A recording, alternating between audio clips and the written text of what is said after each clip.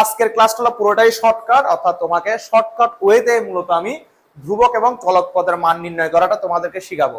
আচ্ছা, তো আমরা শুরু করি। তো আমাদের প্রথম ফাংশন যেটা দেখো f(x = 4x + 1 / 4x - 1), এই টাইপের ফাংশনটাকে আমরা এভাবে একটু চিন্তা করব। ধরো তোমাকে এরকম যদি কোনো ফাংশন দেওয়া থাকে পরীক্ষার হলে ax + 1 / ax - 1 হলে তোমার f⁴1/(x⁴n + 1 f⁴1/(x⁴n - 1), যদি এই টাইপের ফাংশন যদি থাকে পরীক্ষায়, তাহলে তুমি যে কাজটা করবে সেটা হলো জাস্ট তুমি এখানে একটু দেখো, ভালো করে দেখো আমাদের এখানে এটা কত, সূত্রটা হবে এটা a/(x⁴n), অর্থাৎ আনসারটা সবসময় এটা হবে, সবসময় এটা, এক কথায় শেষ। অর্থাৎ তোমার যদি এরকম ফাংশন দিয়ে দেয় ax+, তার মানে এর জায়গায় তোমার 4 থাকতে পারে, 3 থাকতে পারে, 5 থাকতে পারে, 6 থাকতে পারে, 5x + 1 / 5x - 1 বা 6x + 1 / 6x - 1 বা 4x + 1 / 4x - 1, যদি এরকম থাকে তাহলে তোমাদের এখানে মূলত কাজ হবে, আমাদের আনসারটা হবে a/(x⁴n).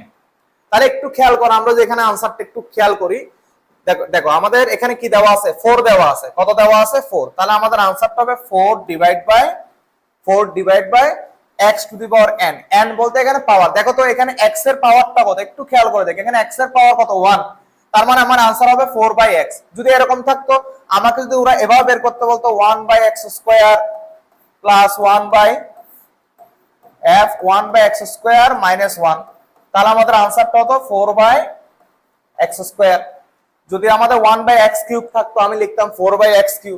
ঠিক আছে, তো এখানে একটা তোমাদেরকে বলি, দেখো এখানে আমার কম্বিনেশনটা একটু দেখো, প্লাস মাইনাস, এখানেও প্লাস মাইনাস। এখন একটা জিনিস খেয়াল করো, যদি এটা তোমাকে রিভার্স দেয়, অর্থাৎ উপরে মাইনাস নিচে প্লাস হয়, তাহলে আমার এটাও রিভার্স হয়ে যাবে, এটা উল্টে যাবে, অর্থাৎ 4/x যেটা দেখতেছো সেটা x/4 হয়ে যাবে। অর্থাৎ প্রথমটা যদি মাইনাস থাকে, পরেরটা যদি প্লাস থাকে, তখন এটা রিভার্স হয়ে যাবে, অর্থাৎ x⁴n টা উপরে চলে যাবে, এটা তোমার নিচে চলে আসবে।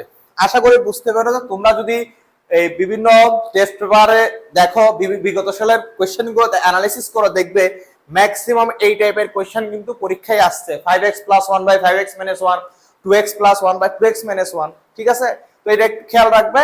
এরপরে